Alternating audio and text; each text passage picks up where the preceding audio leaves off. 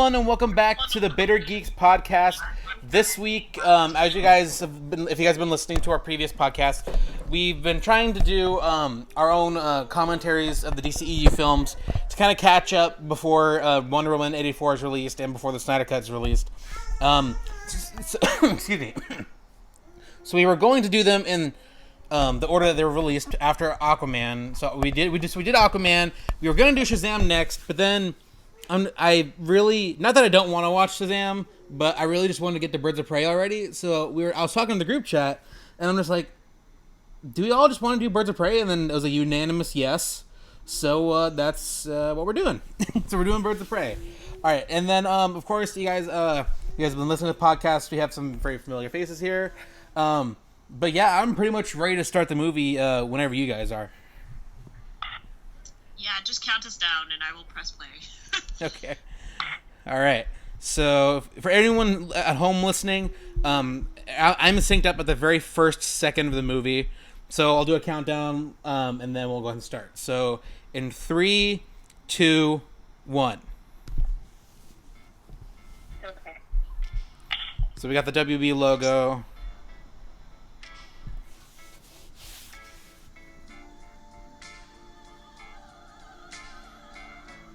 Fantastic. I'm just like syncing it with someone else's audio.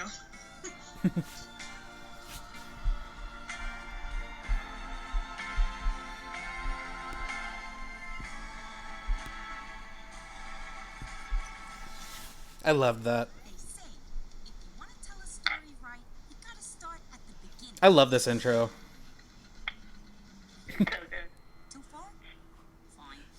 Well, I just think even though like it's not like tied into the Harley Quinn HBO show or anything, like I think it does help. Like if you're watching that and if you're somewhat new to the character, this kind of helps like establish all of that sort of thing, you know. I just love that this like color scheme was in this animation as well. I know. It's just so bright and vibrant. Mm-hmm. And it's so unique too.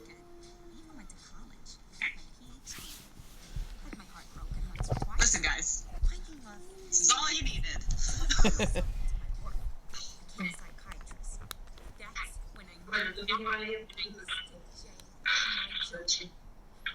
This is just the parts where twist and the transition into this like action, live action.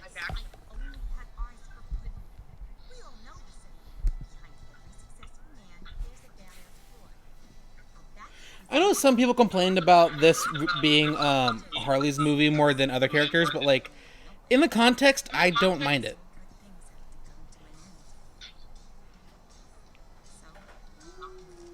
I don't get any complaints about this movie.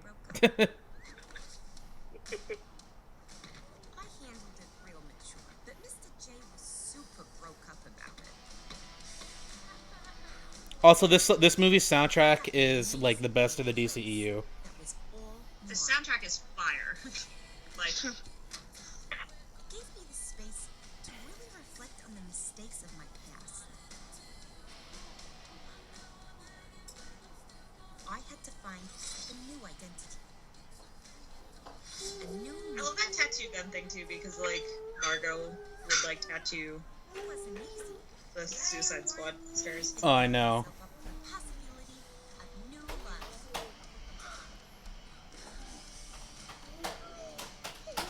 Random giant animal in the back.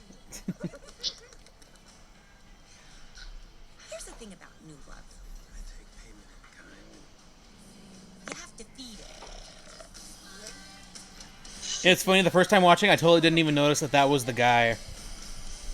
Oh my! Well, I mean, you didn't notice a couple things, Nick. That's true. We'll get into that later.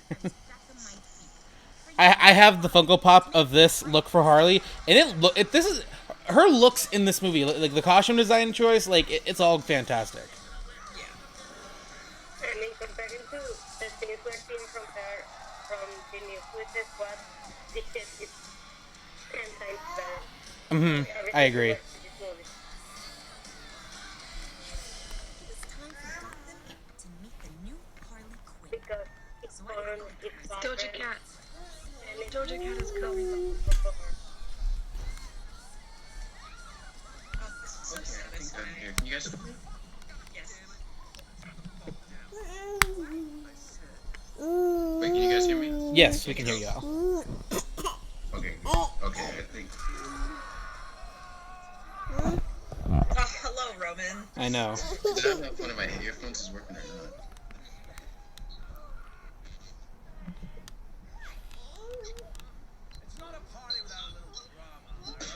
Wait, is that Ewan or is that Ellen DeGeneres? I love him so much. Oh yeah, I remember someone said that she looks like the Ellen DeGeneres looked like Roman Sionis. Yeah. I know this might be a lot to ask of Zack, and I'm not expecting him to, but since he's doing these additional shoots for Justice League, even if it's minor, I would like some sort of like tie into this movie if he can. I feel like Margot Robbie should be ever present. I'm just gonna go out there and say that right now. I agree. She's decided that she's the connective tissue. She's our Coulson, and I love that. I love the idea that Harley's just gonna like walk through the scenery in like hoodies totally inappropriate for her. That's incredible. I would be 100% okay with Margot as Harley just in every DC film. Continuing onwards. I think it's really established that that's like totally a cool thing. Because she doesn't really belong in this story either. Yeah. Here she is. Yep. Dominating it for some reason. I mean, she sort of does, since she's the one who kind of kickstarted it. You know? Well, I'm fine with it, but I understand why some people were like, well, why do we need a Harley Quinn movie if we're trying to get Birds of Prey? And like, I get that initially, but again, in the context of the movie, I don't hate it. In terms of the story, she's the actor.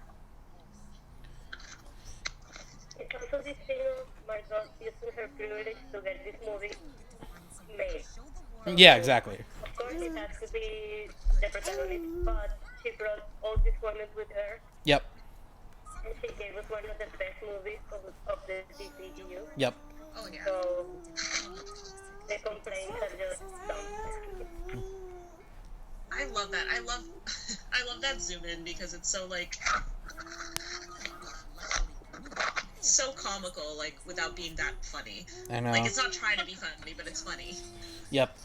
And I just love like this upcoming shot of the explosion is just it's so beautiful, and like when we did our episode on it, and like Camille, you're telling us all the facts about it, like it's just like for this being the movie that it is, so much work and care went into it making it a good movie, and I really wish more people would appreciate that, because I feel like more care went into this than in the majority of the MCU films, if not all of them.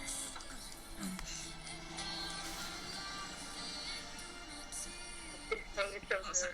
I know. So I was like, I'm trying not to sing along, but it's like so good. I know.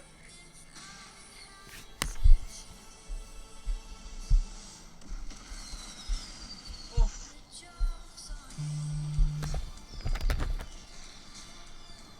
I just love how ridiculous that is. Like, I just want to say one little thing about what we talked about before. And I think that Harley could be in any DCU movie because she's still Gotham. Yep. Like, if it's a movie that's set in Gotham or has any parts in Gotham, I think she could just be there and it would make sense. But I wasn't the only dame in Gotham looking for emancipation. that confidence in walking with one shoe on, like, Yep. give me that amount of confidence. Its title cards are amazing. Everything about this movie is perfect. I love it so much. Guys, we're already like in all the excellence. I know. Ugh. Renee.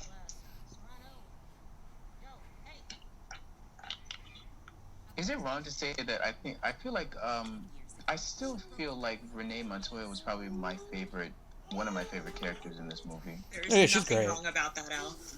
She's great.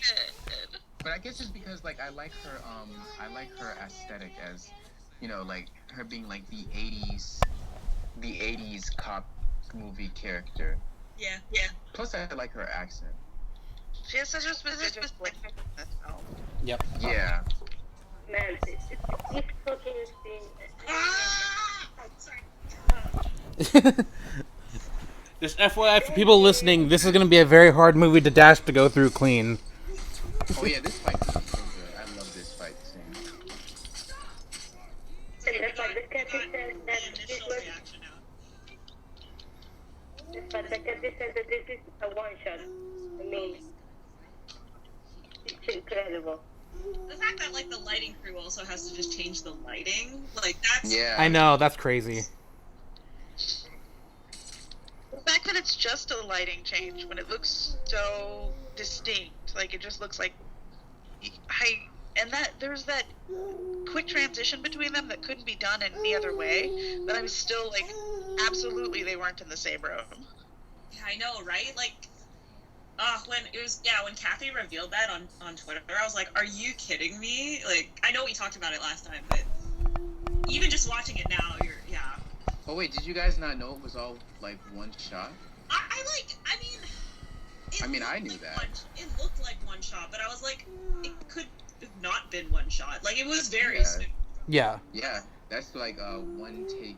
Yeah, those one take shots. I love when directors do one take shots because it requires a lot of memorization of choreography, and then you got to memorize your lines. Then for those who are pretending to be dead, they have to like stay in a stationary position Yep. as they are doing the shots. Yeah. I think what's most impressive about this one is that it's an action one. Like, it's an action scene. Yeah, especially. Like, I know that's gonna make me sound like an asshole, but like, I was not sold on this film until this scene. I was in 100%. I'm not gonna lie. No, same. I gotta agree. He walked up to that fucking explosion, like, yeah, okay, this is Tuesday, and I was like, oh my god, I'm in Gotham. Yeah. And again, I know I said this last time too, and I've said it multiple times, but this version of Gotham is my favorite version of Gotham we've seen in live action. And again, it's because I love Batman v Superman, don't get me wrong, but we don't really spend much time at all in Gotham. Like, this movie shows Gotham in a way we've never seen it before. Like, I'm trying not to be grossed out by the face he was carrying in his hand. But just the personality that we see in Gotham, like, we actually see street level in the daytime Gotham. We've never really seen that before shown in a movie, and it's just really great. It's handled really well, and then all these like eccentric characters that you would expect from Gotham, but finally seeing in a way that it's not like, I don't know, just the way that Kathy makes this movie, and the way like seeing her eye on Gotham is one of the reasons why I love it so much. I think that's also because she approaches just a city where shit happens. Yep. She didn't approach it as a character. So seeing Gotham as just this place where people live, where crime happens, but it's not the only thing that defines the city, makes it feel more alive, more real. So that's why it feels different from what we've seen before. I think that's also like, there's also an impulse to make it like dated, to make it like 1980s New York or something. Yeah. And I feel like this is like modern Gotham. This is like a city you could live in. Yep. Yeah. Like, see how people get through their lives, even though everything's always going to shit. Like, Yep. you can see that. Whereas, like, I don't know, like, every other portrayal of Gotham has always been like sort of untouchable. Like, this is a fictional city. This is where fictional things happen. And this just doesn't feel fictional. It feels like, oh shit, that's so funny coming from a movie that's like so hyperbolic. Yep. And that's the thing too about like the Nolan trilogy, where like it's like Gotham in that just feels like it's not. It doesn't seem real because everything seems to like the cops are pretty much all too good. Like, yeah, you have the somewhat corrupt cops, but in this, you see cops for pretty much what they really are, just self-important, like majority Did you guys just ass. skip the egg sandwich? The beauty of the egg sandwich making? I The apologize. sandwich is the emotional center of this film. Listen, there was I'm so some offended that you important. guys skipped the sandwich. There was a conversation. We were just gonna stop for the sandwich. But egg sandwich. I mean, we talked enough about the sandwiches, so.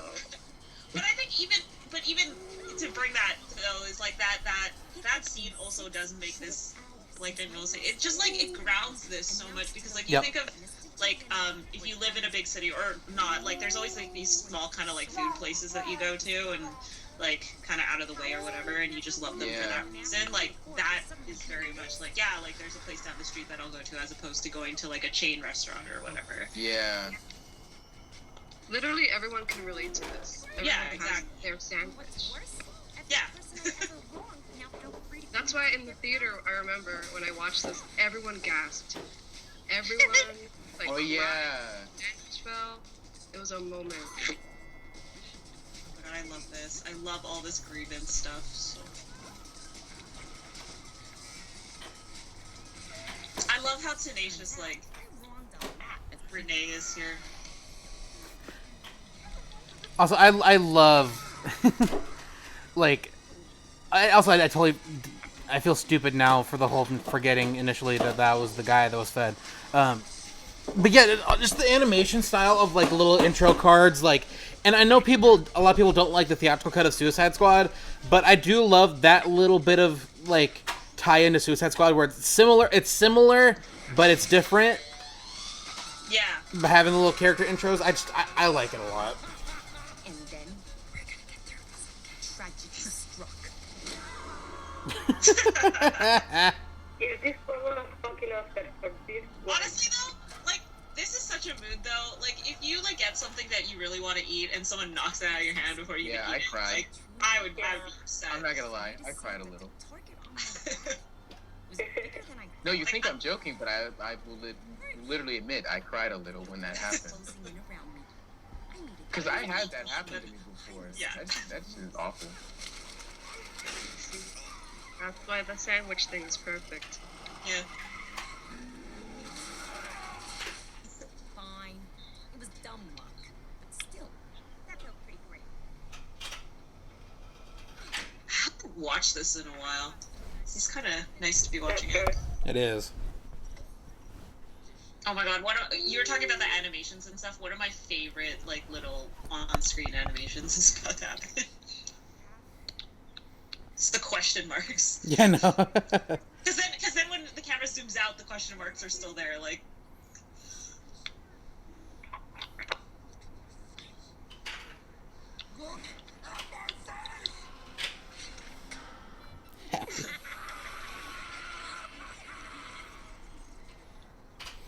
It is kind of interesting, though, like, watching this movie after hearing the news that Leto's coming back. Yeah, for sure. Like, I think this- the belief that it's gonna be for a nightmare scene and not for like anything modern. Yeah. Or a flashback. I mean, you never know.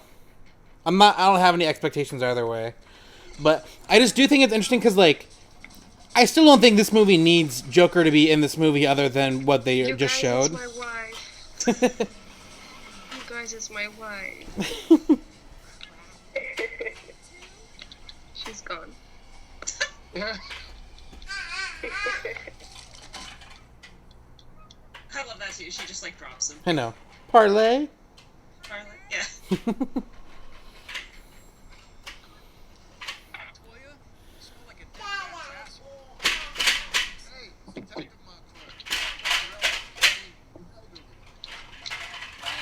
Younger than me and you're still behind that desk. You wanna go there?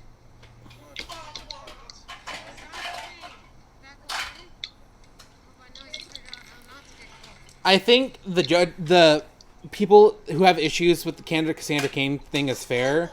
Like, obviously, this is in no way Cassandra Cain from the comics, but as the character presented, I enjoy this character, but I don't really consider it a good adaptation of the actual character itself. Good character, just not a good adaptation, if that makes sense. Yeah. has pivoted into sort of like coming at the actress and coming at the actual character in this film, and that's like not what it's about. Like, this isn't about like, this wouldn't have been a miscast if they treated Cassandra like Cassandra. It's just, kind of weird. Yeah, it's not the actress's fault. I still think that it's perfectly valid. I still think that it's it's a totally valid character. It's just weird that her name is Cassandra Cain, because you're like, nope, that's not her. What are you doing? Like, she would have worked better as, I forgot what her name was. I think you guys would know. The girl that was with Selena. Oh, her friend or whatever. Okay, yeah. I think I know what you're talking about. But then that would also mean, like, well, where's Selena then? Well, I feel like they could have made this like Carrie Kelly or something and like subverted the expectation a little bit. Yeah. No, she could also be Harper Rowe or Stephanie Brown. Yeah, she could have been any number of characters and it would have been fine. Yeah. Yeah. Because the character for the movie that they presented to us was. I mean, if they wanted to, they could do another movie where she is revealed to have ties with, her assassin mother.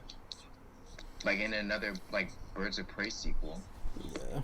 I think whatever they do, it's going to make it worse. Like, they sort of biffed the introduction here, and they should have just Ray spent a different character, and I don't know, maybe the studio was being weird about it. Maybe this was the only way to get an Asian lead, but this seems like a really weird way to treat that particular character. Yeah.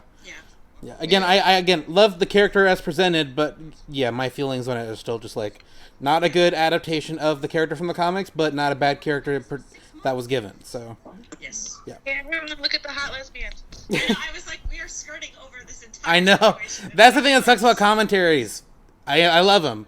And also, here's my biggest blunder with this movie. It took me until we did our live tweet like 6 months ago to realize that Ali Wong was her ex. Oh, yeah. Imagine Ali Wong's ex. Oh, Nick. What did you do? I literally think that I was yelling at the screen during this. I think that I was going, "What? How did we lose Allie? Yeah, how seriously. Did we do this? What did you do wrong, Renee? How could this happen? We had to break up with her? No." Absolutely. Literally when... Oh. Here comes one of my favorite scenes.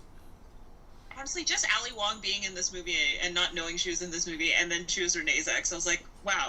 There. Aaron's like one of the most beautiful, perfect persons I've ever seen in my entire life. Is just sitting there, and now we found out we were dating her. We were dating her. How? Again, every single one of Harley's looks in this movie is just so great. It kills. What scene are you guys on now? Where the one where she breaks into the police station is shooting at them. Oh, yeah, that's my favorite scene. It's one of my favorite scenes. I got too many favorite scenes in this movie, I realized. Beanbag gun. Well, it's not a beanbag gun. It's like a multi-purpose. Well, yeah. Sorry. She's firing bean bags at first. A purpose t-shirt. Yes. Basically. Yes, that's exactly That's what we're looking at. Bisexual colors, guys. I know that. It looks so great. Like I didn't realize how much of that was actually real smoke, but it's. And I know it was like risky for them to do, but it came out so well. Oh, And the glitter.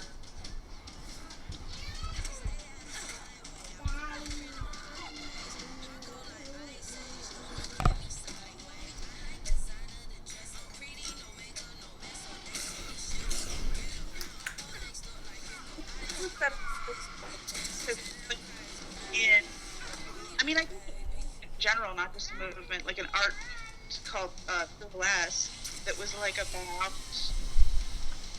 about like mixing violence with femininity, and this is like extending that thesis. Like there's like a particular aesthetic happening here, but it's an evolution of an aesthetic that I'm pretty familiar with. Like glittery blood and a cut is girlesque, and this is like we take the violence and we're even making it like fun. We're making the violence itself feminine, which is just wild. Yeah. And now we get another one of the best character introductions in this universe. Journey. And it's so crazy that she was never an actual singer, like, prior to this. Like, this was just, like, her natural ability. She's got a killer voice.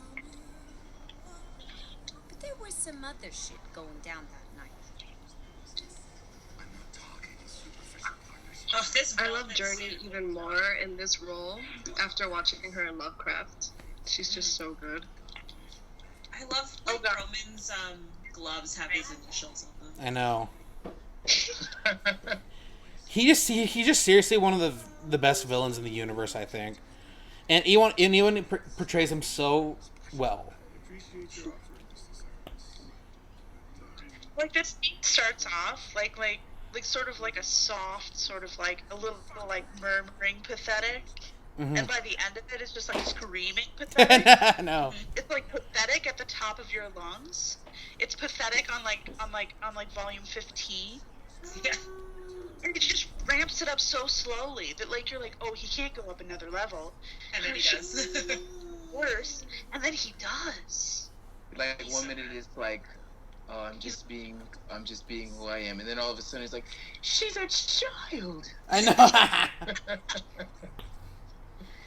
And it's not even like a really slow reveal like the Lex reveal in BVS. It's just like he could keep it under control for about 15 seconds. And then it just goes up and up and up and up, and every single line he's turning it up a notch, and it's uncontrollable. Mm-hmm. He's so goddamn good. I know. Mm-hmm. I want this jacket. The velvet. And also, why do I want to do that? And then the change on his face. Yeah, this change on his face. Yeah, it was so immediate. Fuck family. Fuck family. Woo! And the sound choice of this scene too. I mean, it's beautifully crafted. This whole movie. Mm-hmm. Yeah. I don't really know anything about. Yeah. I don't really know anything about Roman's. I don't really know anything about Black Mass's history. Like, how was his family? I mean, I don't really know much. My only real exposure to him was like in one of the DC animated movies, the one with Red Hood. But beyond that, he like, dies? He doesn't die in that movie, does he? Oh, I'm sorry. I'm thinking of Death of the Family, the other version. Oh, the one that just came out. Yeah. Yeah, that's what I'm thinking of.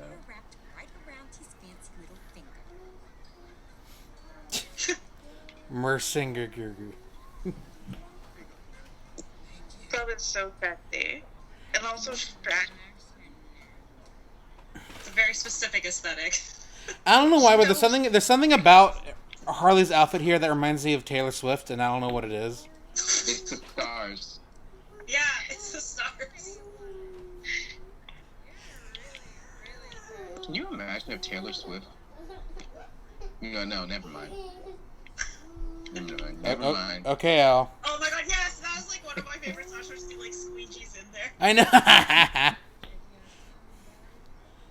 It's such a memeable part too.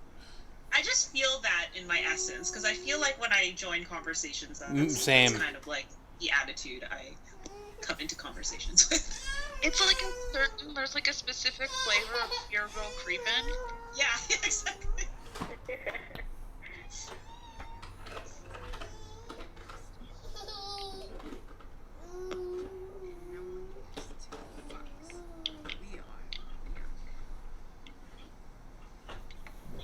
You know what? Now that you said Taylor Swift, now I totally see it. Like, I mean, I can't unsee it.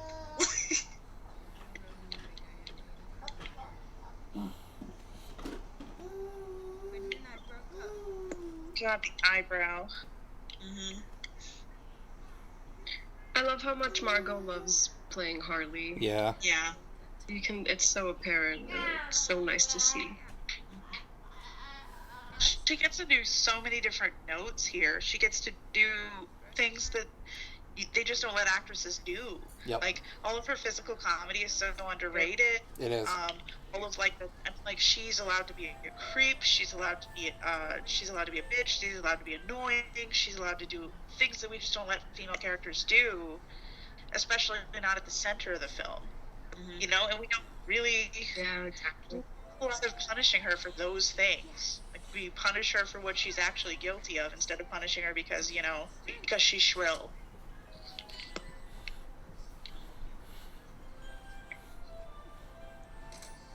Not gonna lie, I was worried about the scene first time watching it, but then I saw Canary. I'm like, okay, good. It's not gonna happen.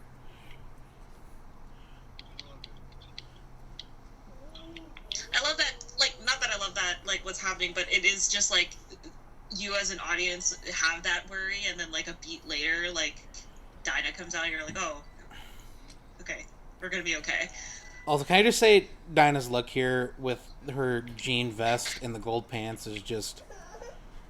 It's just great.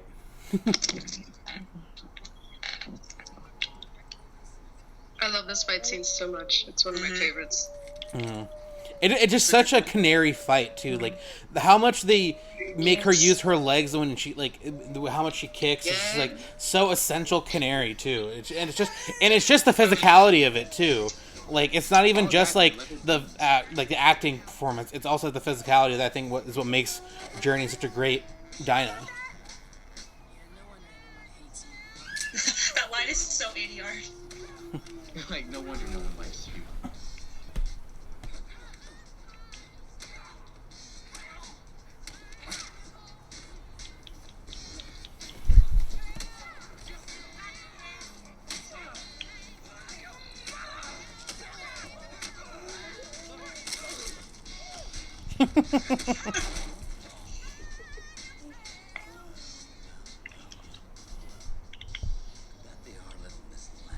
God, look how ridiculous he looks. I know.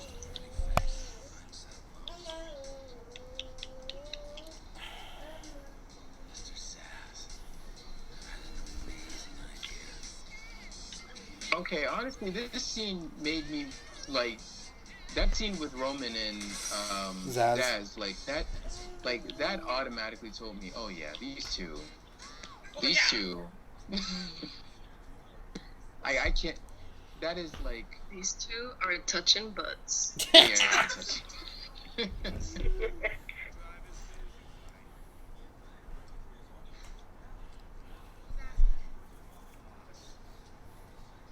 He just looks so weirdly attractive. This would be...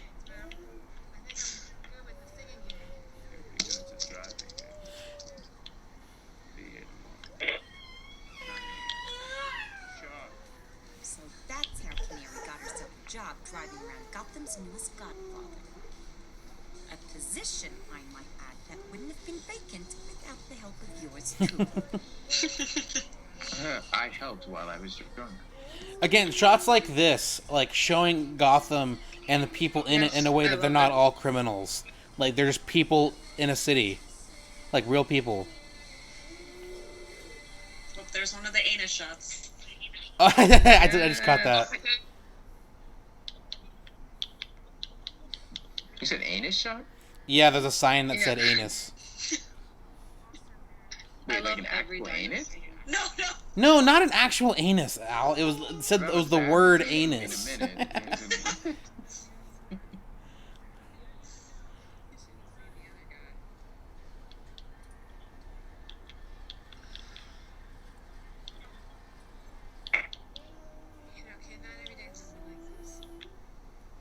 You know, one thing that I really appreciate from this movie is the fact that there is generational solidarity between women. Yeah. Because you have Renee taking care of all of them, and you have your Dinah taking care of Cassandra, Yeah. and then they all team up together to protect Cassandra. So So that's how you do female solidarity in a movie. And it's not just a shot of all your female characters Oh my gosh. the last 5 seconds. I completely agree. So Just the way they come together, and it's just really beautiful. Yeah. What she didn't know is that driving Mr. Face Peely Pants was gonna put her right in the crosshairs of my favorite little piggy. Relax. How are you? I'm Renee Montoya, detective with GCPD. Your predecessor told me that there was a shipment coming in. A diamond. A special diamond. You're not interested, lady. Thanks for the coffee. Do you know who you're working for? You're damn right I do. He's the man who gave me a job, took me off the streets. Yeah, well, he's also a very dangerous man. Criminal. A murderer. What would your mother think of you working for a guy like that, huh?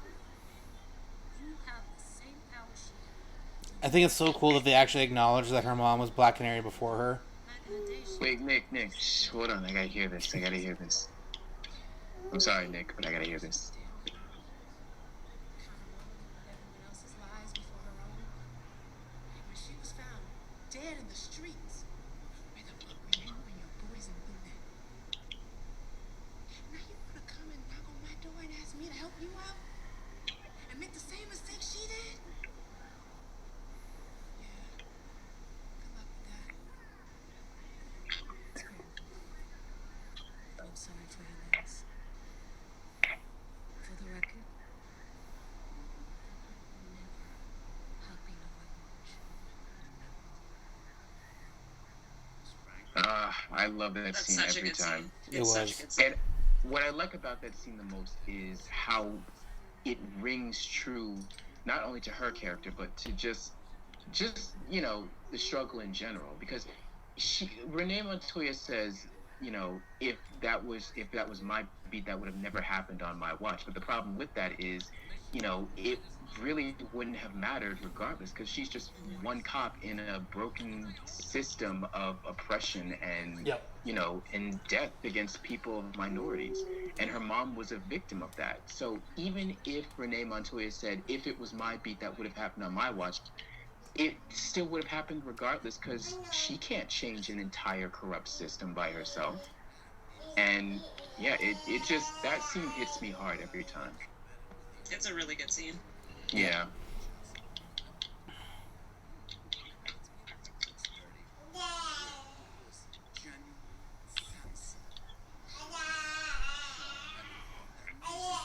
Surprisingly gentle, I think you might like them.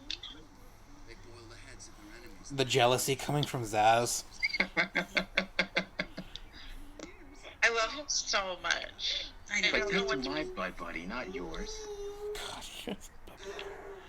This is the worst thing that's like. This is the worst human being in the world, and I love Wait, him.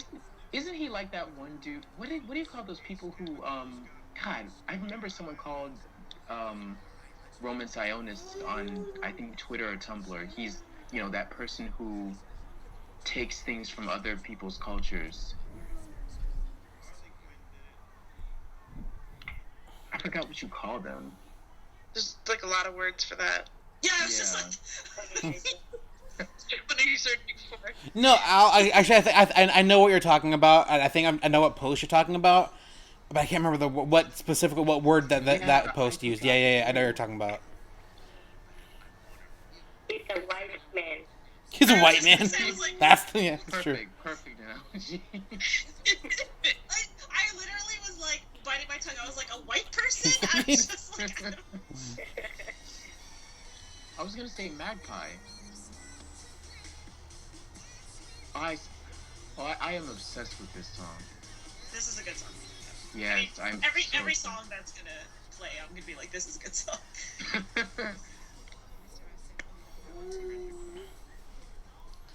Like literally every look that Dinah has on in this movie could easily be considered like a Black Canary costume. Like they're just all great. They're so good. This one might be my favorite. I just feel like the navy blue and gold looks so good on her. One day you're gonna pick the wrong pockets. Foreshadowing. Dumbass kid.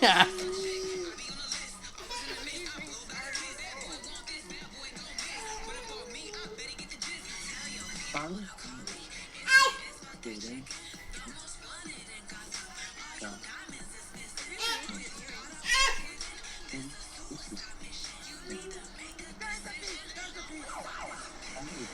Oh God, right?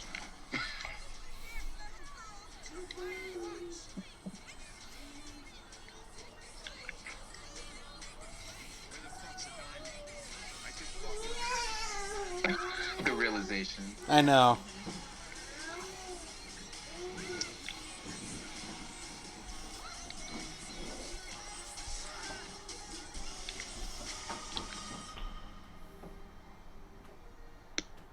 Everybody else's presence is so magnetic in this movie. It's just really hard to appreciate Chris Messina till like the fourth way through.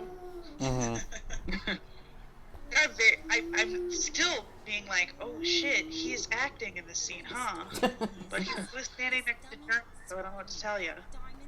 There's just so much to look at in this movie. Like, even, I know we're supposed to be commenting on it, but I'm just, like, watching the movie.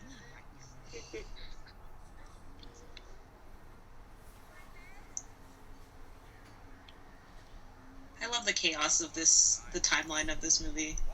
I know. Oh God, this scene. The sage on the side. Oh, wait, wait. This diamond is my favorite. Oh wait, hold on. With your fucking sage.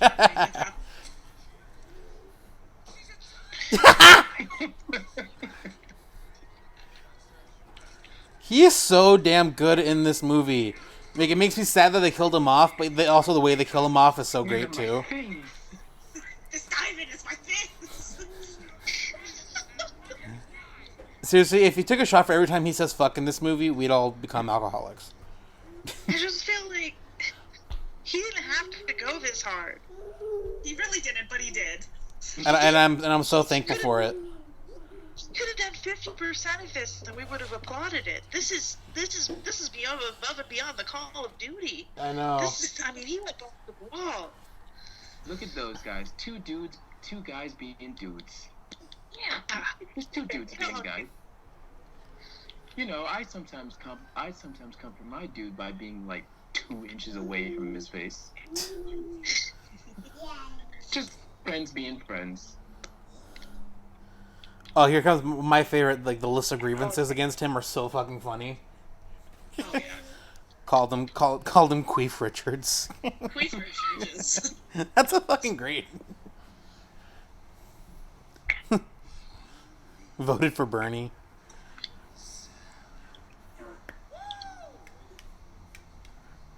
Why is he always... I love how he just goes, whoa, at random He just times. screams for himself, basically. Here we go. Disabled as driver. Espresso. Have a vagina. Peed in his bread. I called him Ronan. I love that it still continues to echo in the background just for a couple seconds. I know. Yeah, it echoes like I'm doing right now.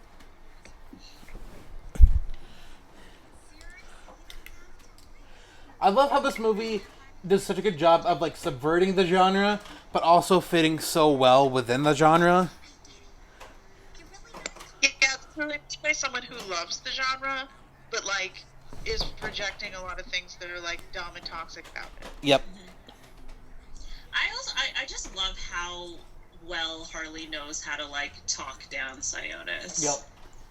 Just basically telling him you are not that special. And he's not, if you think about it. Like, in terms of other villains in Gotham, Black Mask has always been, like, the lowest, like, part of the lowest group of criminals. Like, he would have been more popular during the time of, like, Roman Sionis and all... Not Roman Sionis. He would have been popular during, like, whatever those other big-time Gotham thugs were, but... Like Falcone and them, yeah. Yeah.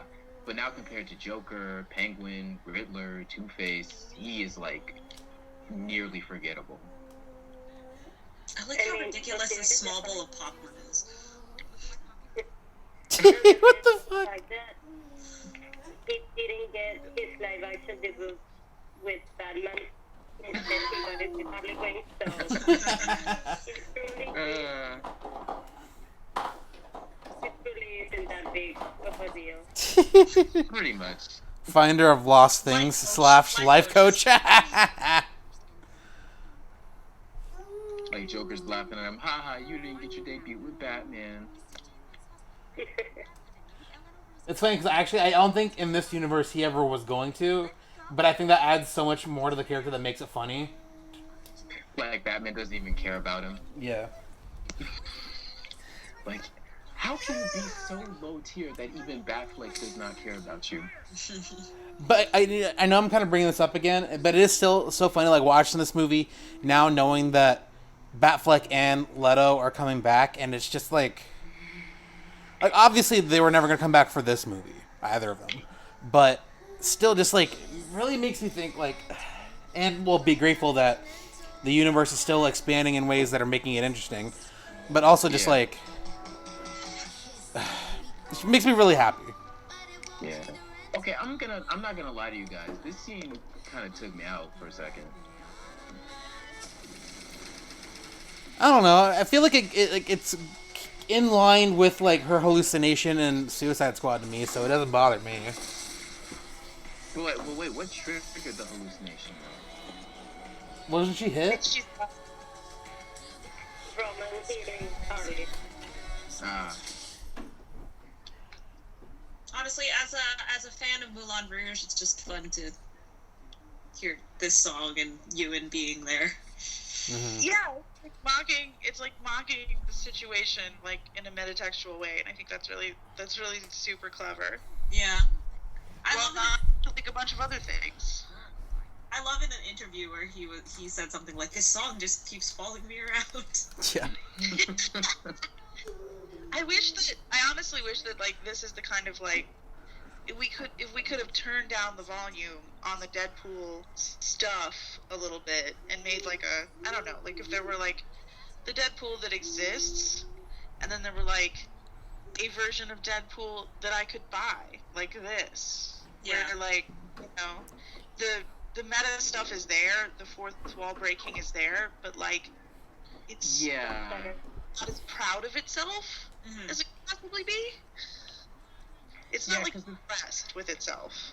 Yeah, like with Deadpool, when it comes to its fourth wall breaking, it all just feels like it's one big inside joke where Deadpool is just an actor playing a hero in a movie-made story that he knows is a movie-made story, but no one else does.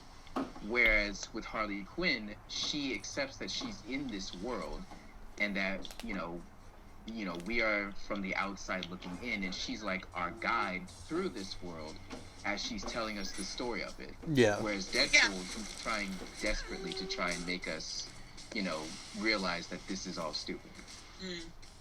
Yeah, things matter, there are stakes, but we still have this sense of, like, being untethered from reality in a way where our main character kind of understands that this is a comic book movie.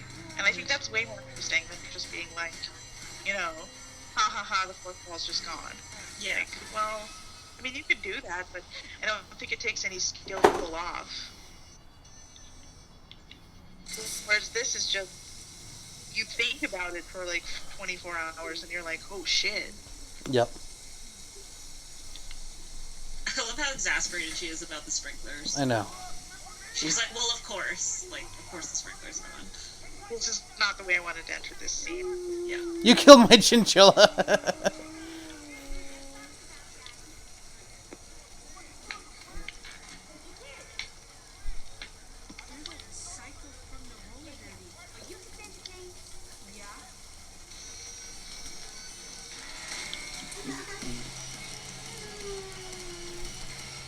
This fight scene. I know. I like that Cassandra doesn't know Harley from, like, her crimes, but from Roman. I know. Yeah. So I was wondering I'm surprised she doesn't know. Is it because, she doesn't pay attention to that kind of stuff, or? Well, yeah, because she didn't know who the Joker was either.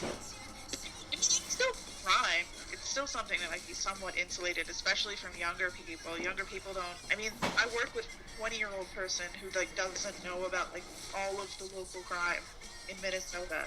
That's like extremely famous. Bring up in a minute. She's like, what happened? And I'm like, everyone's talking about this. Oh yeah, you were a fetus. Never mind. So like, it might be just Cassandra's age more than anything. Yeah.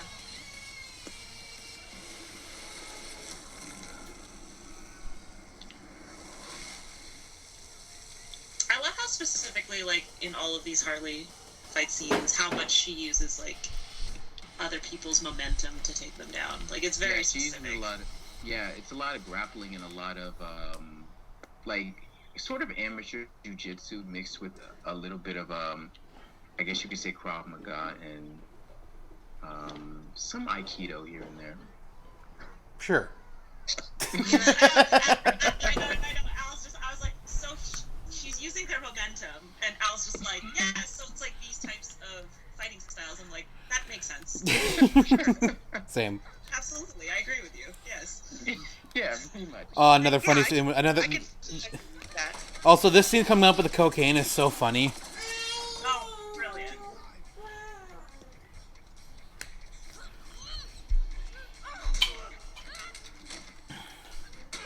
Oh, God.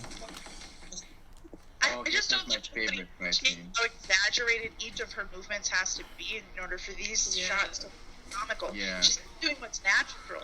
She's over swinging. She's over stomping. Mm-hmm. She's jerking her body harder than it necessarily needs to be jerked when she turns. Like, all of this stuff is like so calculated and so skillful.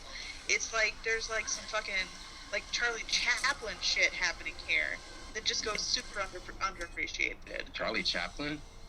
Yeah.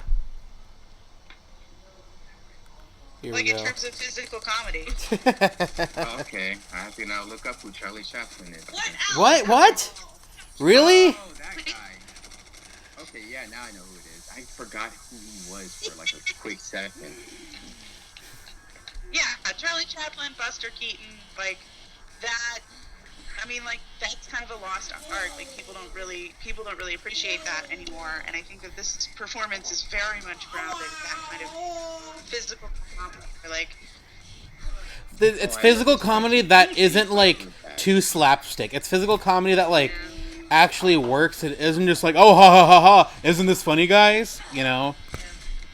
Slapstick, but like witty. Like there's something. There's a thought to it. You know, it makes you go, oh. Instead of like hee hee. And then it's just so fitting of Harley's character. Oh my god. Right? So. Oh yeah, breaking the leg. Oh, this is just It's the going back. Oh.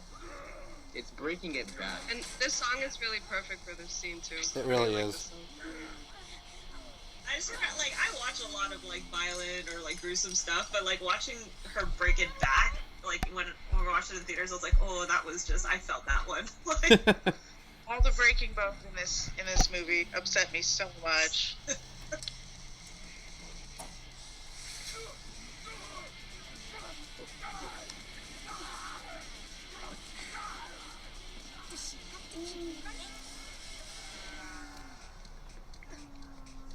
I love that too. How Harley's like, "Yeah, of course she'll just stay there." And it's like, surprise, the kid ran away.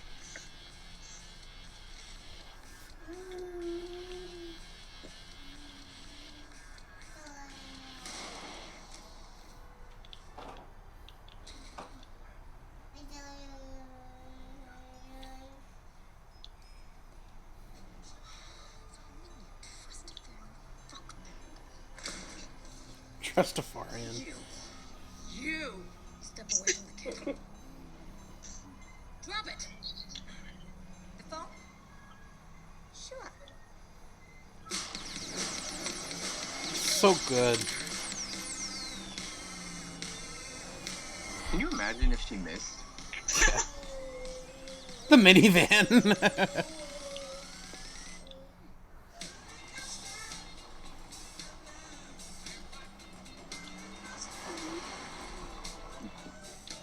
I like the music choices in this movie. Yeah, same. Honestly.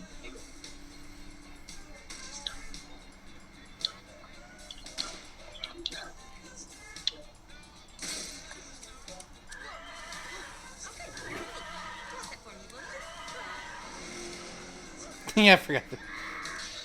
Some pretty cool looking asshole.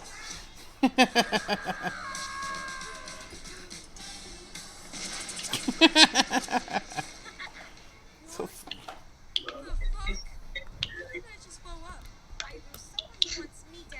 Or someone looking to collect the $500,000 reward on your head.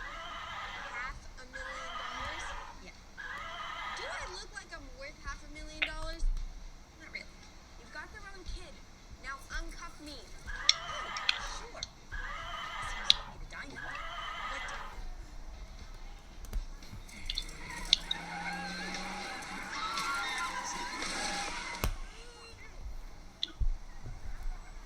Look at me.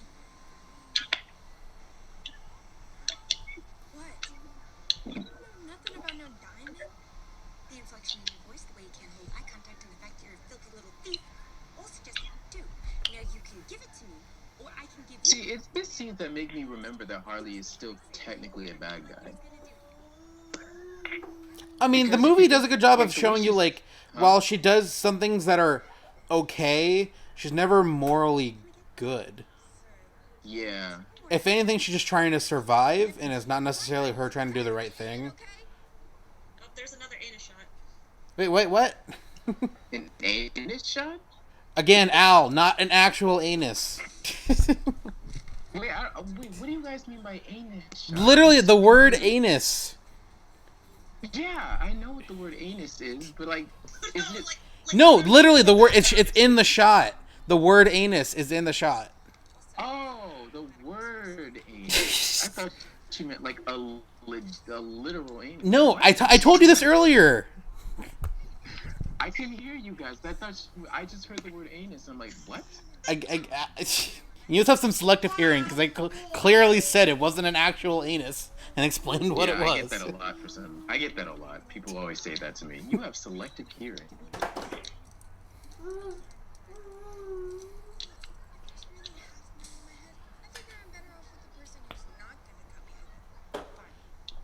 Still so crazy that that's Dante Basco's niece. Yeah. But yeah, when I first heard that when I first saw the last name Bosco, I was like, wait, is that Dante Bosco? Wait, is it her? Oh, it is her niece. Because I thought it was his sister at first, but no, it was. No, he's like 40 something. Yeah, I was like.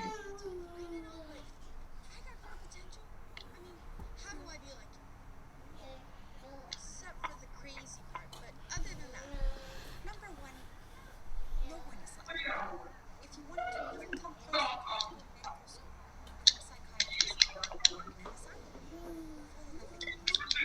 Breaks that patient out of said asylum. Begin a life of crime. Into a bad chemicals to prevent yourself and get arrested by the So, correct me if I'm wrong, but is this the only name drop of Batman in this movie, other than Bruce Wayne? No, because there's Bruce's naming her hyena Bruce. Well, I literally just said without Bruce. Well, I mean, if you count the end where. Oh, the end credits scene thing. The end credit. And then that's pretty much it. Yeah. Which is perfectly fine, to be honest. Yeah. Just runs over the dude. I like it. I know you guys. I'm sorry. I know this might sound weird. I noticed that. Huh? I know this might sound weird, but I'm kind of glad that there's like a Dollar General in Gotham. Yeah. I never really think about that. See, that's the thing, because they never show that sort of stuff. They only ever show, like, either people doing bad things or, like, cops and rich people. Is there a McDonald's in Gotham? There's like 10 McDonald's in Gotham. I can imagine It's there's, Gotham. Like, one on every block. Yeah.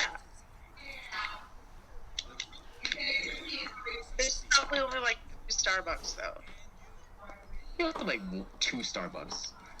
I bet they started with like 4, and then finally they just moved out because they kept getting knocked over. Yeah. But honestly, though, I would never, ever, ever, ever, ever want to live or work in Gotham City. I can't imagine any sane person who would want to ever work in Gotham, let alone Metropolis. Well, it depends on. I don't know, but I don't know.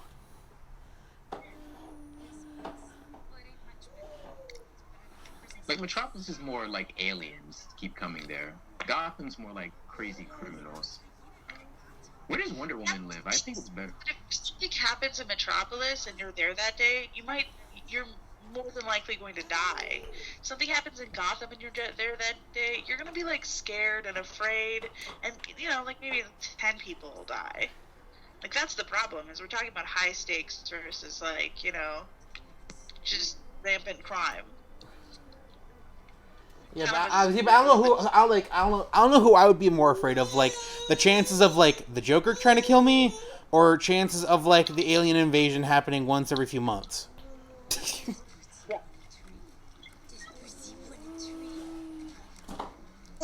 You could potentially die from someone throwing Superman at you. That sucks. Yeah. But then again, you'd be meeting Superman, so maybe that's the. I mean, that's exciting. He asked first. That's the question. Oh, I love this. I love how she doesn't. Going back to the movie, I love how she has no idea who Joker is, and she looks like a dick.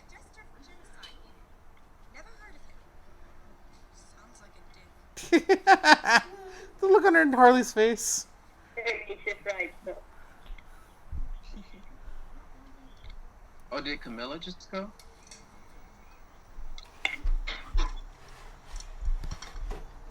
I'm probably saying the name wrong. Yeah, looks like Camilla might have left. Bye, Camilla. Cereal in that bowl. Hey, look. My mom does the same thing. She just takes like a little bit of cereal and like a little bit of milk. This seems so such a fat ass. Like, fill that bowl. Yeah.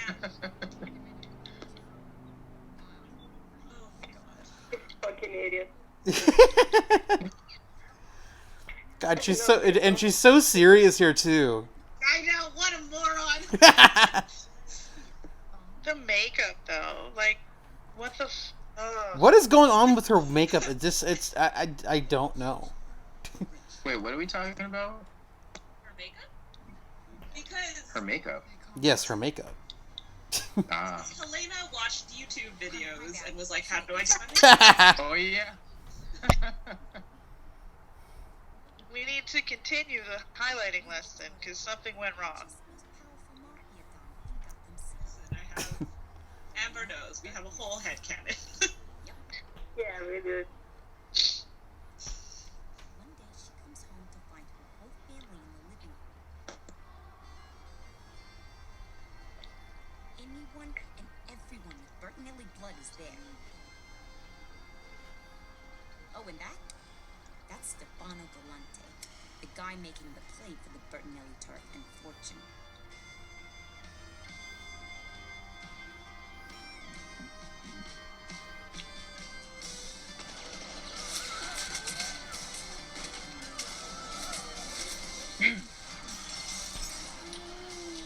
This really is tragic when you think about it. I love how you're like, when you think about it. Yeah. How hard do you have to think about it? I guess it's because I'm so used to seeing kids losing their parents in these movies that it just I become numb to it. It's hard to take it personally because it's such a hyperbolic scene, and it's so like cliche in a way that like I think you do keep like a couple steps away from it until you really like get intimate with Helena and like really how fucked up she is. Yep. Like you start to realize how messed up she is, and then you look back on this scene and you're like, oh yeah, like that would suck. Oh hey, but it like doesn't hit you the first time through, which is wild. Mm-hmm. Yeah. Harley doesn't by narrating it in her, in her way. Yeah. Dash, you might hate me for saying this. I really think that she looked better with the longer hair instead of the shorter hair. Wait, what? I think that Mary looked better with the longer hair with Helena than she did with the shorter hair. What an opinion. Do you know who I am? So, like, I find it fun. One thing I like about this version of Huntress is I like that she obviously takes this seriously, this whole life as a mercenary, but at the same time, she's also the type of person who would rehearse the same lines in front of a mirror. She's such a dork. Over dozens of times. This scene's hard to watch. I'm not gonna lie. Yeah. But can I say though that Roman's look, like his outfit and his eyeliner though? His guyliner. That's the thing, right? Like the scene starts off on such like the Zionist, like he's just like fuck, like and then it gets like it changes so quickly.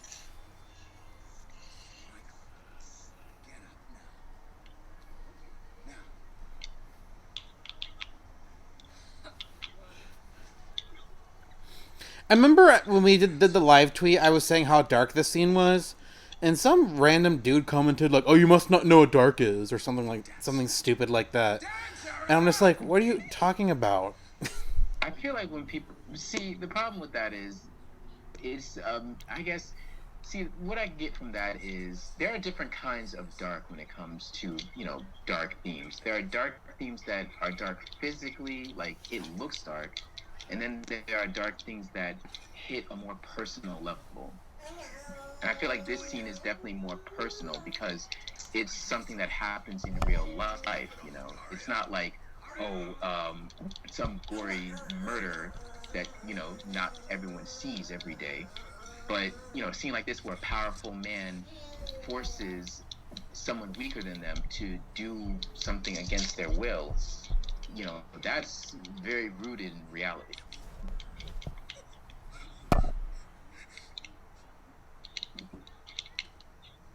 Journey just sells this. Sorry.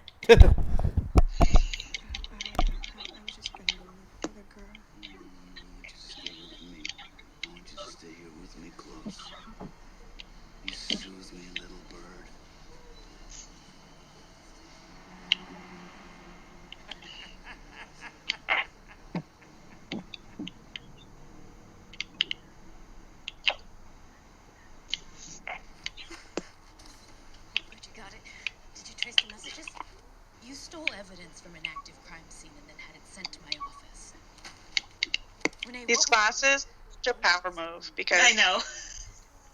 So hot. It doesn't matter.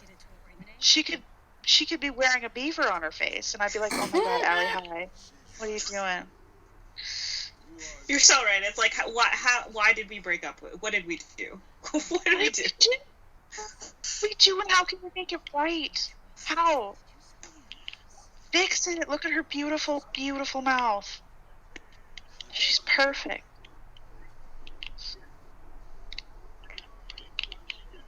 If you've ever watched any cop movie ever, you know that this is when shit gets real. What's the point of the badge? So much time has transpired. Why is she still wearing that shirt? See, in that instance, that's her own fault. Until after they've been suspended. Which would have had me worried, only I had more pressing concerns. That is why you should never partake in paying federal income taxes. Hey, you ruined your nails. you. Anyway, lesson 37. Would you consider Harley trying to be like a mom here, or being like the crazy fun aunt? No one knows we're here. I'd say crazy fun aunt. Yeah. I think it's more like a big sister. Yeah, that too. Yeah. Sister or like crazy aunt. Yeah.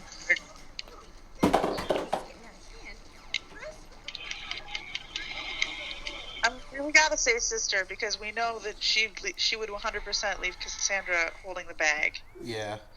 Yeah. The creep. No dick. Poor Bruce here, even though we know he's okay.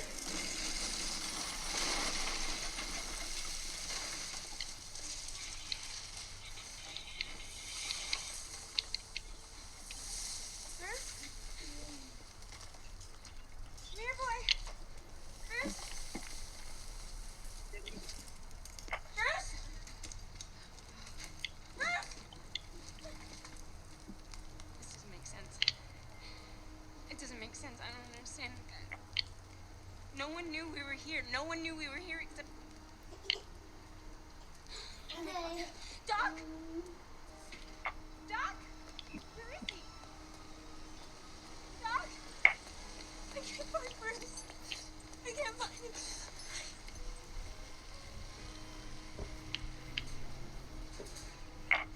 I love how we're all silent during this part. Sorry, a little slow. Everyone's having their hearts broken. I mean, I'm not gonna lie. If I have a chance to move out of Gotham, Yeah, I would rat out Harley Quinn in I mean, like, look, in this instance, Harley's been good to you, but Harley Quinn is also a fucking liability. Like, Yeah, Harley. yeah. Plus, it's Gotham, so like, if I got a chance to leave Gotham, I'm like, I'm out. I don't sorry, know. I Harley. don't know though. Like, if I were Doc and Harley Quinn came to me saying like, "Oh, hey, I just broke up with the Joker and I need a place to live," I'd be like, I thank you for your request, but please leave my life. Like, I love you, kiddo, but you gotta get the fuck out of here. You're right. He's right. Business is business. Got the kid. But I'm gonna need to renegotiate the terms of our deal. I mean, also, as we firmly established, she's a fucking dick. Like, Yeah. I mean, like, there's no loyalty running in either direction here. Yeah, She's exactly. just imagined something because it's convenient, because she needs one human connection. Yeah, which is why later on she says, "I'm sorry, kid. I'm just a bad person." Like, there's no other real thing about it. She said it herself. I'm just a bad person. Not a good person. Oh my god. Those fucking pajamas. I wake up at night thinking about those pajamas. He had the commission. Someone made those for him. He said, "Hey, what I would really like is a repeating pattern of my face." And they were like, "Yeah, that follows. I'll totally make that for you." And then they turned out kind of beautiful. I think I could manage a couple of little girls. While also muttering psychopath. Just brought me back my dad. Those pajamas are great. Incredible. And there's like, and not only is there like the pattern of his face, there's like a secondary pattern like on them too. They're just so intricate. Mm-hmm. He commissioned an artist to make those pajamas. Exactly. Guaranteed. Those pajamas are worth more than $1,000. I love that shot. Yeah, the pink, just like. Oh, this one too, of the motorbike. Wait, did you guys already pass the scene with Renee Montoya? Which Where one? she's like drinking? Yeah. Yeah. Yeah. Okay. I don't know if I told you guys this, but on her TV screen, it was, I forgot her name, the original voice of Harley Quinn. Really? Oh, Yeah. I know who you're talking about. I can't. Her name is on the tip of my tongue.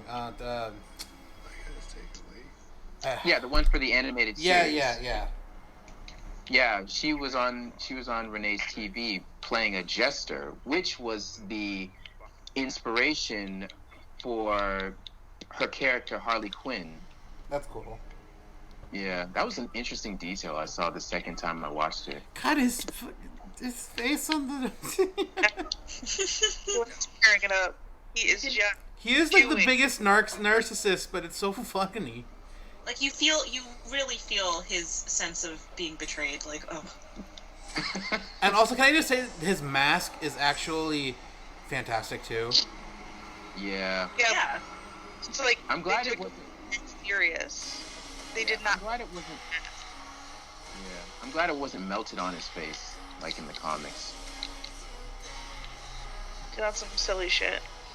And this feels like totally ripped out of like the Arkham games or something. This entire amusement mile thing they have here. Wild?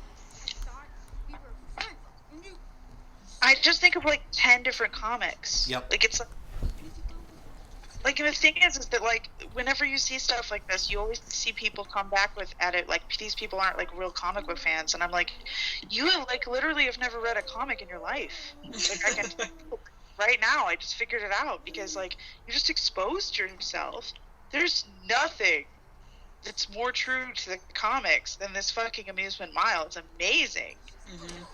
And it's like, it manages to be just as scary as I feel like Amusement Mile always has been. Yep. While still being like really beautifully designed in places. And that's the thing, like, it's unique, but you instantly recognize it. Exactly.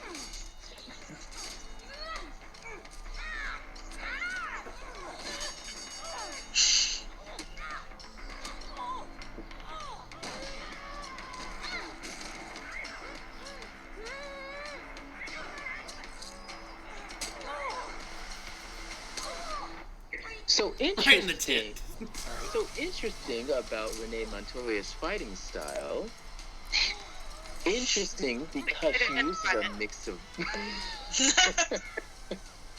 It's like a mix of boxing, but also a little MMA. Okay, that's all I gotta say about it. I understood that, though. We appreciate you, Al. You bring something. Like, we cannot bring this. Nobody knows even enough to contradict you. It's beautiful. Yep, I could be talking utter bullshit, but you guys would believe me. Yeah. You could make this all up. Like, you could just keep talking. It's great. Sounds awesome. Oh, did you know that move was actually a move called Buto Haijutsu? Nope. I believe you. Now I'm bullshitting. Don't worry. That's the thing. We would have believed you blindly, Al. Yeah, absolutely. God, I hate why, that but I so always much. find it so funny the way he was like tapping her face. I know. Like he just like uses like the tips of his. I don't know. It was weird. He's literally like, he portrays him so well. Like, you hate him. He's such a fucking creep. But the portrayal is just so well done. What's just so funny about it is like, I'm not afraid to stand for Victor's ass. That has ever existed. And Yeah, quite frankly, like, funny and weird and creepy and upsetting and also kind of pathetic, but like still the scariest Batman character that has ever existed. I hate Zack. yeah, Zaz is something else. That shakes me to my core. Like, out of all the Batman villains, like people say Joker is the most terrifying villain, but to me, it's more Zaz than anything, because Joker at the very least has a plan for what he wants to do. Sometimes it's random, but at the same time, it's always a plan. With Zaz, he kills people in order to free them, in a way to like free them from the monotony of life. And when he's done, he makes a mark on his body with a deep cut, like a tally mark. Yep. And if He's that's not active in reality is the thing. Like he's he's not like a fun fantasy character. He doesn't do anything that tips you off that this isn't real. Like he's just as real as you could possibly get in Gotham. And I think that's what makes him scarier too. Yeah, that's what I always felt was like Zaz is the scariest villain to me in the Batman lore. Just the way he talks, especially like in the Arkham games, the way he talks is just so unnerving to me.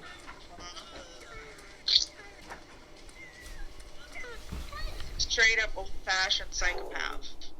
Yeah.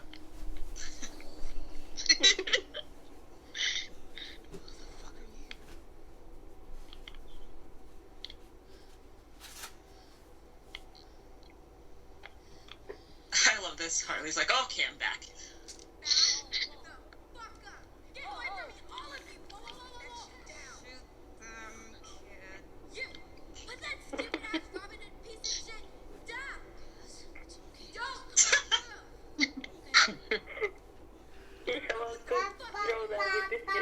I know, Helena's like, I'm about to throttle this 12-year-old.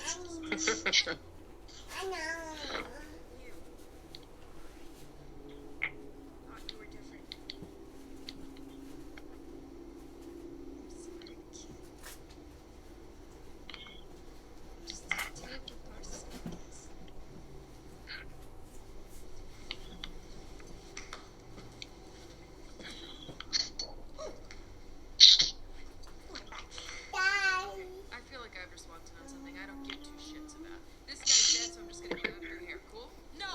She's like, she works for Sionis. Excuse me, I work for Sionis. I work for Sionis? I'm not letting you sell the kid to him. I wasn't going to sell the kid. I was going to try to save your own stupid skin. But I had to have the city after me, even the fucking crossbow killer. I'm not the crossbow killer. Whoa. Jesus. For fuck's sake. She was working on that. Literally, Dash, I've seen the last third of this movie on your Twitter so many times since it came out.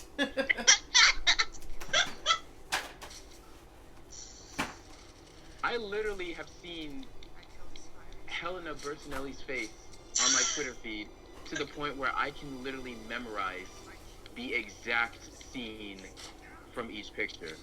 I mean, Good. I'm not... Yep, that's right.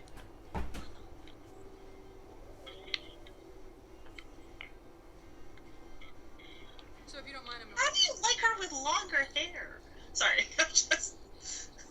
Wow, you... It's fine. We're fine. We're fine. Is it a heterosexual thing? Is that what's happening? Yeah, exactly. Hetero thing?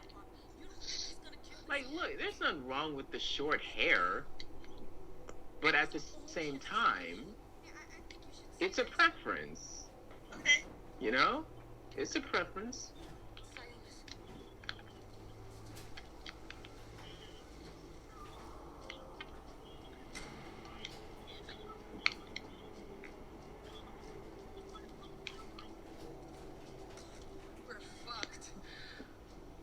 Look, the Black Mask thing is very cool and it's very true to the comics, but they covered Ewan's face, and it's really like, killing my buzz. You think he only chose to wear the black mask to make himself out as some, like, big villain like the other Gotham villains? He loves masks, though. Like, he definitely, like, is, like, super obsessed with, like, facade and masks and all sorts of shit like that. Like, he, like, you know... I mean, I think it's, like, another appropriation thing, but, like, it's funny that they didn't make the mask, like, anything actually cultural. It just looks like a thing he had custom made, like everything else. But imagine, like, why do they get to have cool things about them? I want a cool thing about me. I want... Funny. Like, you said that, and then, like, Helena, like, literally rolled her eyes, like, as you were saying it. It was just, like, really well timed.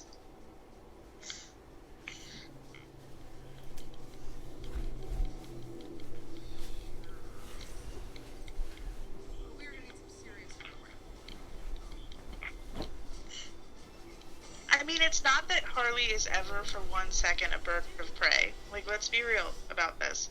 It's that she assembles the fucking birds of prey. Yeah. Like, on accident. Like, she's just like, oh, hey, everyone in this room, you're now a team. And they're like, what? Yeah. And she's like, yeah, and now I'm gonna leave. Goodbye. And that's totally fine. And you gotta respect that chaos. Yeah. Harley's such a great character.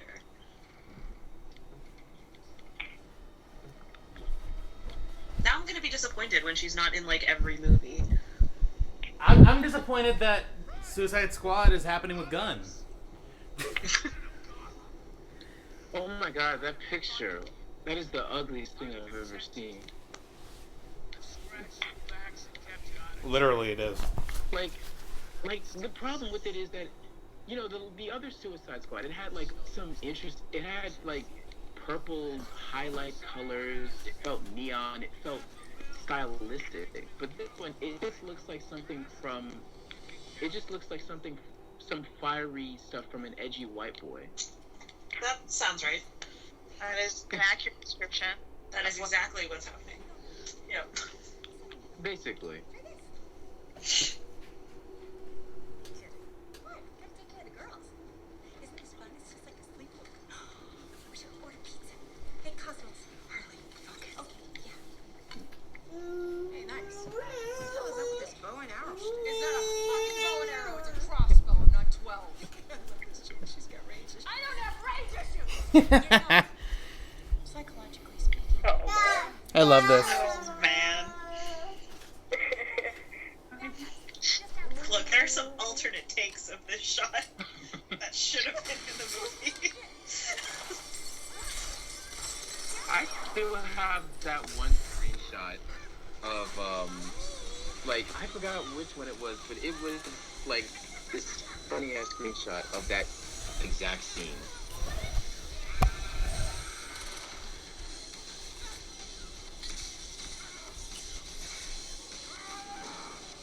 God, this whole funhouse sequence is so great.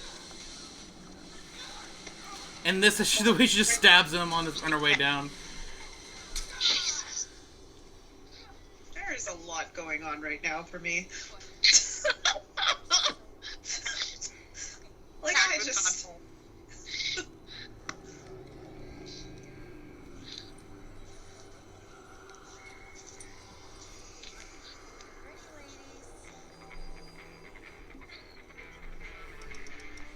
Like, even if this movie wasn't so great, how could you be mad at it? It's so pretty.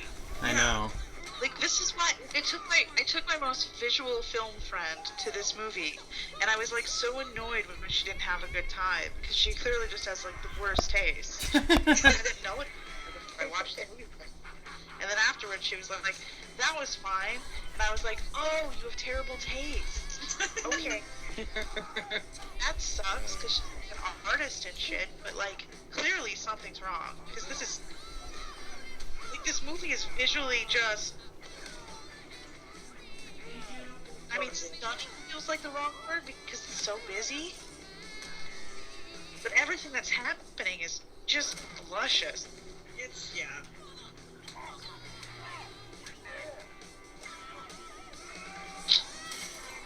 I just feel like people don't like this movie when they first watch it because they're expecting some sort of like dumb, hyper glossed up, like sort of like, I don't know, like, over-composed sort of film.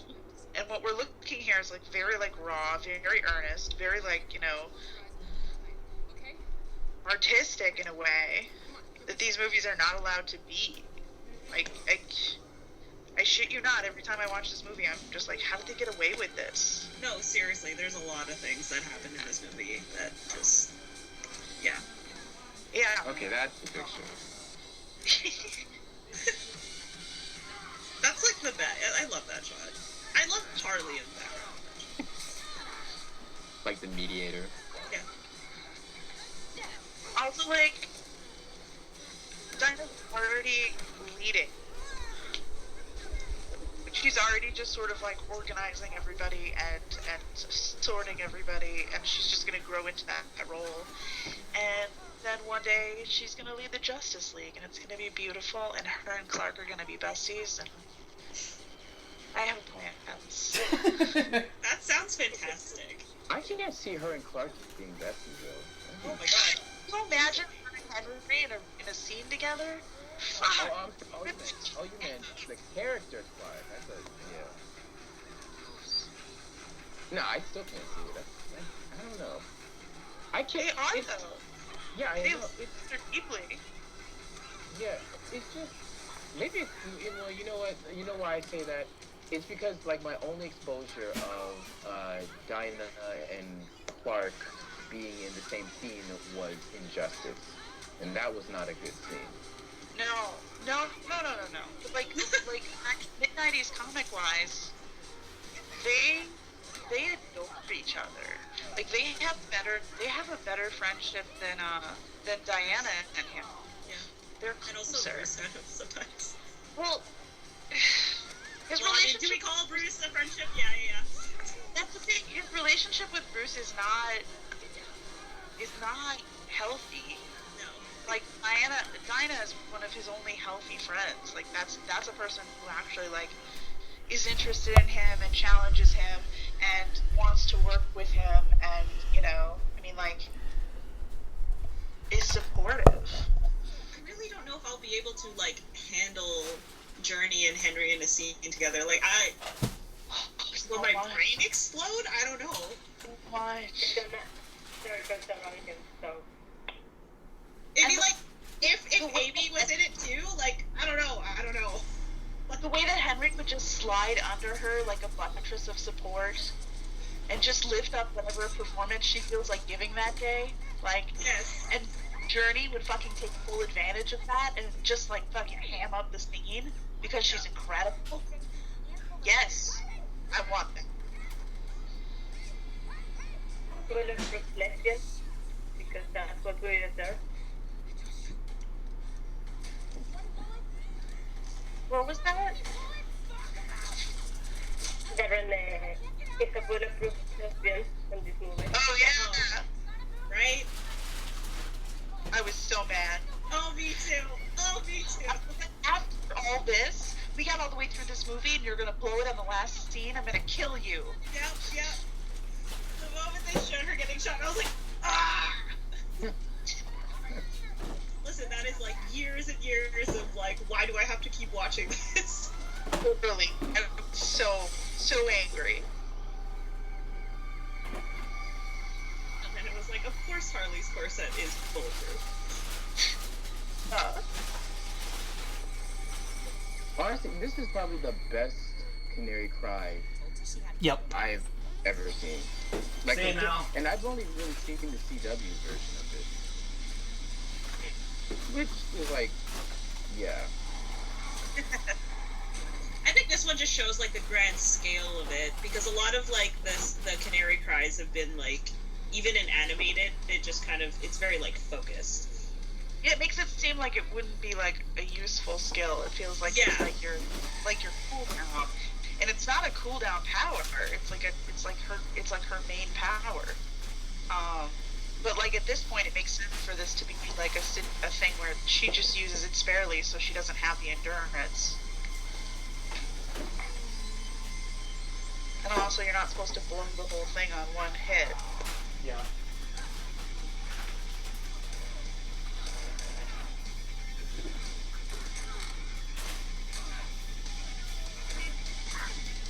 Okay, so definitely a car chase scene. I'm less disinterested than usual because there's roller skates involved. But still not actually like two car. But there is still a car chase scene. Bit of a letdown. It's probably the only letdown in the movie. You just don't like car chase scenes, do you, Danielle? Well, because they're car chase scene. What a stupid waste of my time. Also, this is happening. Like, we bring roller derby into it, and then I'm okay. Now I'm okay. And then it'll be back to car chase scenes. So. Yeah. I don't know, Danielle. I think you're really missing out on the Batmobile stuff. Batmobile one is bathroom time, okay? Yeah, that Batmobile seems to you the worst way. I can only imagine how you'd react if you ever saw the Matt Reeves Batman movie and there's a Batmobile chase scene again. I mean, there's 100% gonna be one. There will be. Like, we can't escape them. Like, they're an inevitability of life. But the first like promo shots of the Batman was him with the Batmobile, so like it's happening. Yeah. And I'm tired and I'm bored. What are you gonna do? But we're on roller skates, so we like alleviating the pain. It's not like, it's not like the Matrix or anything. The Matrix car chase scene broke me forever. Oh jeez. Okay, that one I can admit. It's really bad. Yeah. It's probably the worst thing I've ever seen.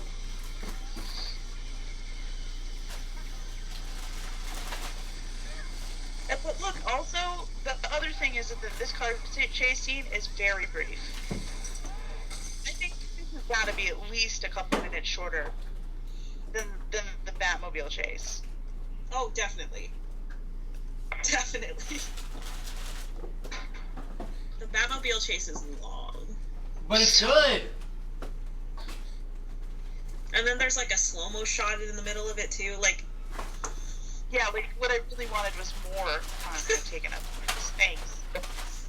But you guys, we deserve more Batmobile. There's always room for more Batmobile. It's like 4 minutes too long. For the first car chase was like 3 minutes and 35 seconds long. Look, see, listen, the extra 35 seconds changes everything.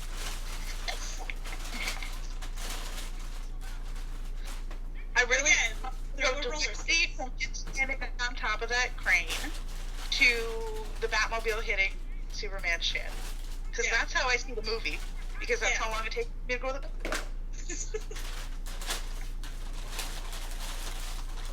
Sometimes I have to hustle back so that I can see the Batmobile crash.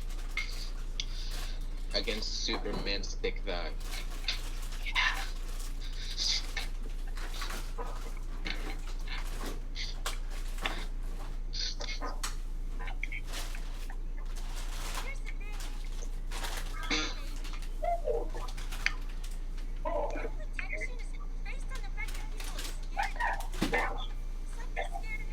What'd you do? One of the funniest scenes in the movie coming up. But I'm the one that should be scared. Yeah. Not you. Not Mr. G. Because I'm Harley fucking Quinn.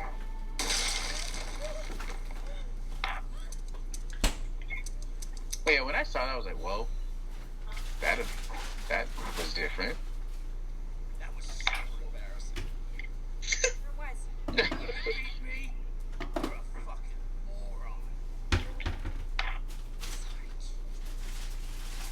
Sorry I tried to sell you, but it's a dick move. For what it's worth, you made me want to be a less terrible person. Ew. You're apologizing for shit. I should tell you something. Excuse me? Excuse me.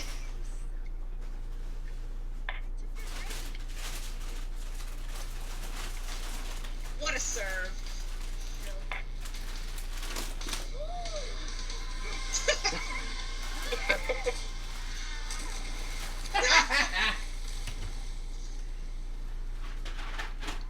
When I say that was shocking. Yeah, I gasped too. I was like, He got It was just so he perfect. deserved. It was so perfect. He deserved that. See, did like Helena get a new jacket and then take it off just so she could... Anyway. basically. Oh, guys. Honestly, this movie is such a great finale. Fucking name hunters.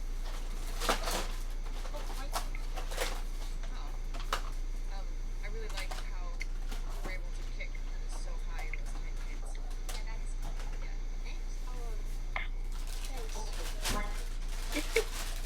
thanks. God, she's so awkward.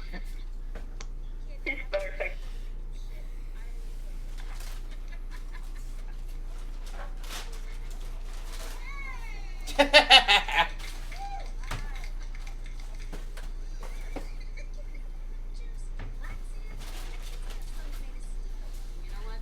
I hope you would have called it. I underestimated you. I'm sorry. I missed it.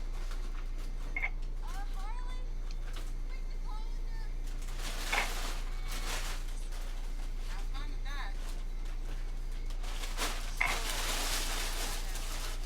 Sionis is calm, but it's just a matter of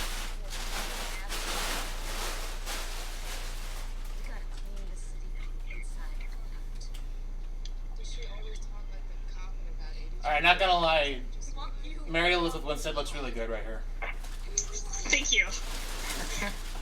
The whole movie, but like, thank you.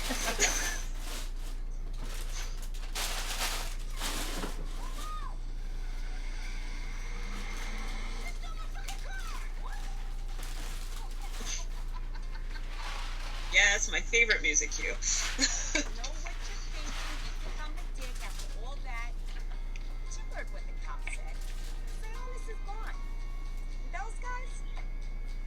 They're just I love this jacket, Harley's jacket. Again, very Taylor Swifty. boss put down the gangbangers at the booth shop and took all the credit while he was at it. Again. One thing though, like, how did Harley give them the money when she had the diamond? It was the kick in the bull she needed to see that she had nothing. No, because they said it. Like, they took the codes, and then she gave like the diamond to her. Okay, whatever. Because the codes are just to like an account. The diamond. And Huntress got the family money back. There you go. Literally, they're explaining. Fund a little crime fighting outfit. Honestly, if they do a sequel, I really hope we see Barbara in it. I just need to see Renee Montoya become the Question. I would love to see that. So I called it, and I investigated a little startup making waves in the East End. Oh, and I found Bruce. He was wandering around Chinatown. I guess it proves the theory that hyenas really do have 9 lives. The hyenas have 9 lives?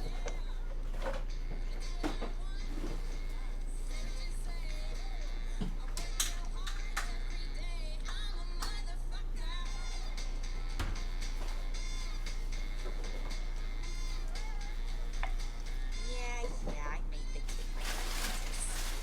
Call me a soft.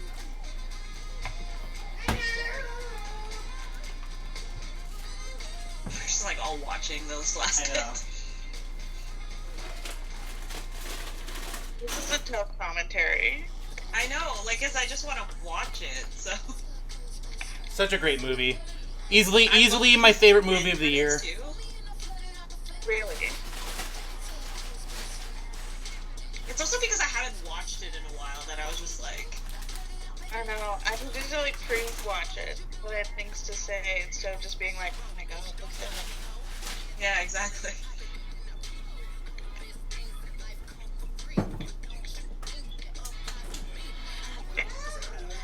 There's just so much that goes into this movie.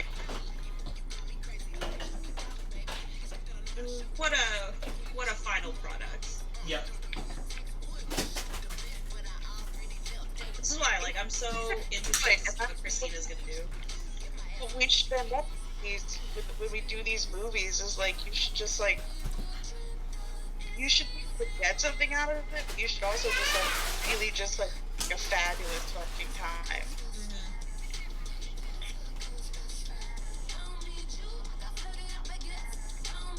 I can't wait for the stuff. I would just like, honestly though, any of the characters from here in like a Justice League movie. I still can't believe that Christina's going from this to The Flash, and I just can't wait. All right. I mean, like, if you think about it, you know, Zack's doing like extra footage, extra shoots. So, you know, the chances Could you imagine? they're Like, right oh my there. God. Yeah. I'm just really. I'm back to being excited for these movies again, except for Guns movie. Yeah. But yeah. But on that note, I've officially run out of free time. But this was a lot of fun. I'm glad we finally got the chance to do this. And everyone listening, thank you so much. We had a lot of fun doing this. If you guys like what you see here, go ahead and hit subscribe. Give this video a thumbs up and let me know what you guys thought of Birds of Prey. Thank you guys again, and until next time, have a good one.